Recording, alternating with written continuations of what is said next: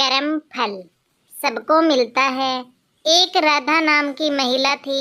उसके दो बेटे थे। बड़े बेटे का नाम पुनीत और छोटे बेटे का नाम सुमित था। बचपन में वह दोनों बड़े प्रेम से रहते थे, परंतु छोटा भाई सुमित अपनी माँ की बात नहीं मानता था। जब वे दोनों बड़े हो गए तब उनकी शादी हो गई। वे दोनों अच्छे से रहने लगे, परंतु एक दिन राधा के पति की मृत्यु हो गई। अब राधा अकेली पड़ गई थी और बड़ा बेटा पुनीत कोई शहर में काम करता था, छोटा बेटा गांव में ही काम करता था।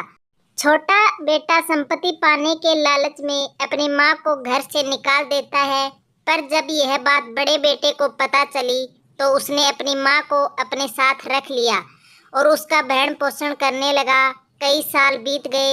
इसी तरह उसने अपनी माँ का ख्याल रखना जारी रखा। सुमित के दो बेटे थे, वह भी अपने पिता के जैसे थे। जब वह बड़े हो गए तब उसने भी संपत्ति के लालच में अपने पिता और माँ को घर से निकाल दिया और सारी संपत्ति आपस में बांट ली।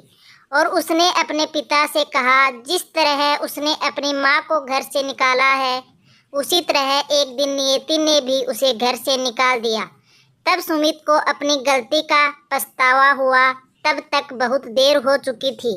सीख: हमें अपने माँ पिता का हमेशा सम्मान करना चाहिए, चाहे उनके पास कोई धन हो या ना हो।